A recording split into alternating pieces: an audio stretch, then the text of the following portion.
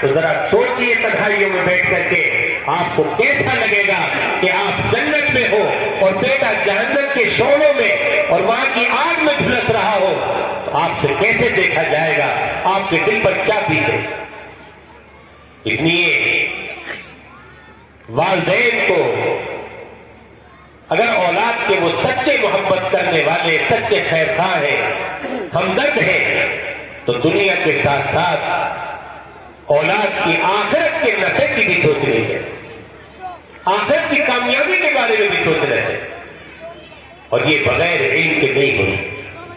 اس لیے مدارس میں جو آج فقدان ہو رہا ہے اچھے گھرانوں کے بچوں کا، ذہین بچوں کا، اس المیے کو ختم کی، ذہین بچوں کو مدارس میں ڈالیے، ترتیب بنائیے۔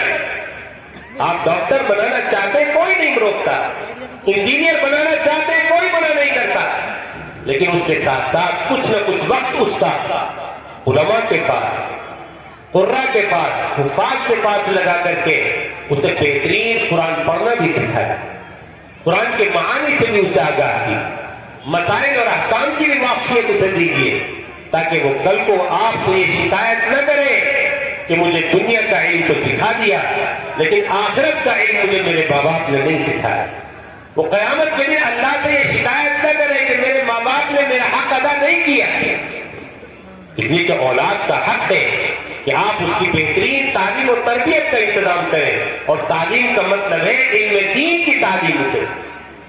اس لیے اگر ہم نے اپنے بچوں کو دینی علم نہیں سکھایا، یہ مدارس ہمارے، یہ مکاتب اگر اسی طرح غیر آباد ہوتے چلے گئے، ان کی رونقیں پھیکی پڑ گئی، بچے آنے ان میں بند ہو گئے، اچھے علماء پیدا ہونے بند ہو گئے، تو پھر یاد رکھیے اگر جس قوم کے اندر دین کے عالم نہیں رہتے ہیں، اس قوم کو تباہ اور برباد ہونے سے پھر کوئی نہیں بچا۔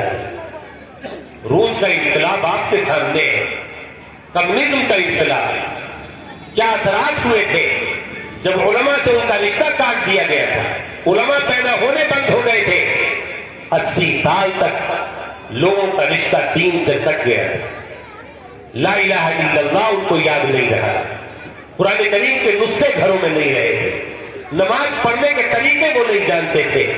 مولانا سلمان بیگ صاحب جو شیخ زکریا رحمۃ اللہ علیہ کے خلیفہ تھے، جب روس کا سفر کر کے آئے تو دارالعلوم دیوبند تشریف لائے، حضرت کا دارالحدیث کو بیان ہوا اور انہوں نے بتایا کہ آج ترکوں کے وہ ممالک ترکمانستان، تاجکستان، قزاقستان، ازبیکستان آزاد ہوئے ہیں، تو اس حال میں آزاد ہوئے ہیں کمیونسٹ کے چنگل سے کہ دین بالکل ختم ہو چکا ہے، علماء نہیں ہے، کوئی سکھانے والا نہیں تھا، اس لیے پوری قوم دین کے علم سے جاہل ہے، ناشنا ہے، وحشت ہوتی ہے ان کو مسجد میں آنے سے، قرآن پڑھنے سے، نماز پڑھنے سے، نوجوانوں کو اٹھا اٹھا کر کے کھینچ کھینچ کر کے لانا پڑتا ہے، علماء نہیں رہے تو دین ختم ہو۔ اس لیے میرے بھائیوں اور دوستوں، ہم اپنی اولاد کی ضرورت کو سمجھیں، ہر ایمان والے کی ضرورت ہے علم دین، ہماری اولاد کی ضرورت ہے علم دین۔ اگر علم نہیں ہوگا، زنا کے نقصان، اس کا گناہ اولاد کو معلوم نہیں ہوگا، اس لیے وہ زنا سے بچنے کی کوشش نہیں کرے۔ ہاں اسے پتا ہوگا کہ زنا کرنے پر کیا نقصان ہوگا، دنیا میں کیا بلائیں آئیں گی، آخرت میں جہنم کا کیسا عذاب اس کے لیے مقدر کیا گیا ہے، وہ بچے گا۔ جھوٹ بولنے کا گناہ معلوم ہوگا تو جھوٹ سے بچے گا، غیبت کرنے کے گناہ کا علم ہوگا تو غیبت سے بچے گا، چغل خوری کے گناہ کا علم ہوگا تو چغل خوری سے بچے گا، ماں باپ کی نافرمانی کا گناہ ہوگا، ان کو ستانے کا گناہ معلوم ہوگا تو اس سے اپنے آپ کی حفاظت کرے گا، بچے گا۔ ہر گناہ کا یہی حال ہے، ظلم کے گناہ کا علم، دھوکہ دھڑی کے گناہ کا علم، سود کھانے کے گناہ کا علم، کسی کو ستانے کے گناہ کا علم ہوگا تو ان گناہوں سے بچے گا، ڈرے گا، اللہ کا خوف آئے گا، علم نہیں ہوگا تو دھڑلے سے ان گناہوں کو کرتا چلا جائے گا اور زندگی اس کی گناہوں کے اندر لت پت ہوتی چلی جائے، یہاں تک کہ وہ جہنم کا حقدار اور مستحق ٹھہرا دیا ہے۔ علم ہی تو ہے جو انسان کو ان تمام گندگیوں اور غلاظتوں سے بچاتا ہے۔ آج اسی علم سے ہم نے اپنی اولاد کو بے بہرا کر دیا، دور کر دیا۔ اس لیے ضرورت ہے کہ ہم خود ہی علمی حلقوں میں بیٹھے علم سیکھیں، اپنے گھرانوں کے اندر علماء پیدا کریں، اس راستے کے اندر بچوں کو ڈالیں، قرآن کا حافظ بنائیں، عالم بنائیں، اور ان مدارس کو، ان مکاتب کو اپنے تعاون سے اپنے بچوں کو بھیج کر کے مضبوط کریں۔ یہی علم کے بقا کا ذریعہ ہے، یہ ہمارے دین اور اسلام کی بقا کا ذریعہ۔ الحمدللہ آج ہم ایک علمی اور تعلیمی ادارے کے اجلاس میں ہی یہاں شریک ہوئے، اسی لیے میں نے اس موضوع پر یہ گفتگو کی کہ کم سے کم مدرسے کے اس اجلاس میں ہم علم کی اہمیت کو سمجھیں کہ علم کتنا ضروری ہے۔ اگر علم نہیں ہے تو آدمی اللہ کی کس قدر نافرمانیوں میں پڑتا چلا جائے، اور علم ہوتا ہے تو اللہ کا کچھ نہ کچھ خوف اس کے دل میں ہے۔ قرآن کریم میں اللہ نے فرمایا انما یخشی اللہ من عبادہ العلماء، اللہ سے ڈرتے ہی علم والے ہیں۔ علم ہی ڈراتا ہے، علم ہے تو اللہ سے ڈرے گا، اللہ کا خوف اور خشیت دل میں ہوگی۔ علم نہیں ہے تو اللہ کا خوف دل میں نہیں ہوگا، خشیت دل میں نہیں۔ اور جس کا دل اللہ کے خوف سے خالی ہو وہ ہر بے حیائی کا کام کرنے کے لیے تیار ہے۔ شیطان اسے گمراہی کی کس دلدل کے لے جا کر کے کس دلدل میں دھسا دے کچھ نہیں کہا جائے۔ اس لیے اپنی اولاد کو علم سے آراستہ اور پیراستہ کیجیے۔ بڑی خوشی کی بات ہے کہ یہاں بچے بڑی تعداد میں حافظ قرآن بنے۔ میں ان کے تعلق سے ایک آخری بات کہہ کر کے اپنی بات کو ختم کرتا ہوں۔ قرآن کریم کا حفظ کرنا بڑی سعادت کی بات ہے۔ قرآن دنیا کے تمام خزانوں میں سب سے قیمتی خزانہ، اس کا کوئی ہمسر، کوئی ہم پلہ نہیں۔ دنیا کی بادشاہت، وزارت، حکومت، کوئی دولت اس کا مقابلہ نہیں کر سکتا۔ قرآن کی ایک سورت بھی اتنی قیمتی، اتنی اعلیٰ۔ بڑی خوش نصیبی کی بات ہے کہ اللہ نے آپ کے گھر میں یہ خزانہ پہنچایا، آپ کے بچے کو حافظ قرآن بنایا۔ حضرت انس فرماتے ہیں صحابہ اکرام سورہ بقرہ مکمل کرتے تو خوشی میں لوگوں کو کھانا کھلاتے۔ آپ کے لیے بھی خوشی کا موقع ہے، عید سے زیادہ خوشی کا دن ہے آپ کے لیے کہ اللہ نے اپنا سب سے قیمتی خزانہ آپ کو عطا فرما دیا، آپ کے گھر میں بھیج۔ لیکن میں ایک بہت اہم بات والدین کی خدمت میں اس وقت رکھنا چاہتا ہوں۔ اگر آپ کے بچے نے حفظ قرآن کر لیا اور یہ خزانہ آپ کے گھر میں آ گیا تو اب یہ نہیں کہ آپ بس خوشی میں مست ہو جائیں، جھوم جائیں اور پھر اس سے غفلت برت لیں، مطمئن ہو جائے کہ بچہ حافظ بن گیا اب تو خاندان کے 10 لوگوں کو بخشوائی دے گا۔ میں آپ کو بتا دوں کہ یہ جو بچے حافظ قرآن بنتے ہیں ان میں سے 80% وہ ہیں جو قرآن بھول جاتے ہیں۔ 80% حافظ وہ ہیں جو قرآن کی طرف سے غفلت برتتے ہیں اور قرآن ان کے سینوں سے نکل جاتا ہے۔ نبی کریم علیہ السلام نے فرمایا کہ اگر اونٹ کی رسی کو کھول دیا جائے تو اونٹ اتنی تیزی سے نہیں بھاگتا جتنا قرآن غفلت کی وقت سینے سے بھاگ جاتا ہے، جتنی تیز قرآن سینوں سے نکلتا ہے۔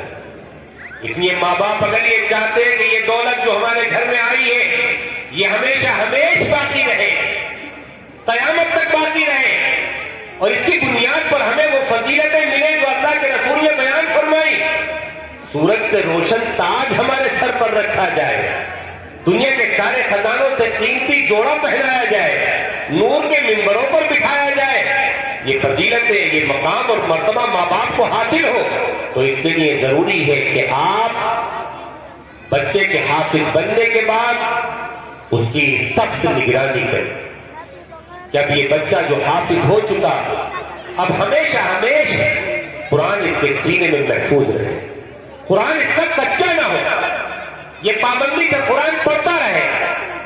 ہمارے علماء فرماتے ہیں کہ جو حافظ روزانہ 3 پارے پڑھتا رہے گا قرآن نہیں بھولے. روزانہ 3 پاروں کا جو معمول بنا لے. اور بعض علماء نے اور ایک اچھی بات کہی کہ اگر کوئی چلتے پھرتے قرآن پڑھنے کی عادت ڈال لے، مسجد جا رہا ہے آ رہا ہے، بازار جا رہا ہے آ رہا ہے، راستوں میں چل پھر رہا ہے، بیٹھا ہوا ہے گھر میں خالی، قرآن پڑھتا رہے ہر وقت، تو اس کے تو 10 15 پارے ہوتے ہیں. بعض حافظ تو روزانہ ایک قرآن ختم کر لیتے ہیں، ایک قرآن روزانہ. امام شافعی جب امام مالک سے ملنے کے لیے گئے ہیں مینا سے مدینے کو، 16 دن کا سفر، اور ہر روز ایک قرآن مکمل کرتے ہیں. 16 دن میں سفر مکمل ہوا امام شافعی کا. روایت میں آتا ہے 16 دن میں 16 قرآن انہوں نے مکمل کیے. سفر چل رہا ہے، اونٹ پر بیٹھے ہوئے قرآن کی تلاوت جائے، چلتے پھرتے قرآن. یہ سب سے بہترین طریقہ ہے قرآن کو باقی رکھنے کا اور قرآن کو یاد رکھنے. اگر کوئی حافظ اس کی عادت ڈال لے تو نور علی نور، اس سے بہتر کوئی طریقہ. بہرحال ماں باپ کی ذمہ داری ہے کہ وہ بچے کو سخت رکھے. ماں باپ ہے. بچہ حافظ بن جائے، عالم بن جائے، اس سے ماں باپ کا مرتبہ کم نہیں ہوتا اور ماں باپ کی ذمہ داری ختم نہیں ہوتی. بعض ماں باپ یہ سمجھتے ہیں کہ بچے کے سینے میں اب قرآن آ گیا، اسے کیسے ڈانٹوں، کیسے ماروں. نہیں، آپ باپ ہیں، آپ ڈانٹ سکتے ہیں، بلکہ ضروری ہے آپ کے لیے ڈانٹنا، تربیت کرنا. یہ نہیں کہ وہ حافظ قرآن بن گیا تو اس کا مقام آپ سے بڑھ گیا. ہرگز نہیں، آپ سے نہیں بڑھ سکتا ہے. آپ باپ ہیں اس کے. اللہ نے آپ کو ذمہ داری لگائی ہے، اسے صحیح لائن پر رکھنا یہ آپ کی ذمہ داری ہے. اس لیے حافظ قرآن بننے کے باوجود آپ اسے ڈانٹ سکتے ہیں، اس پر سختی کر سکتے ہیں، زور زبردستی کر سکتے ہیں. اس لیے ماں باپ سے درخواست ہے کہ ان بچوں کی نگرانی کریں، گھروں میں انہیں اپنی نگرانی میں بٹھائیں، ان سے قرآن پڑھوائیں.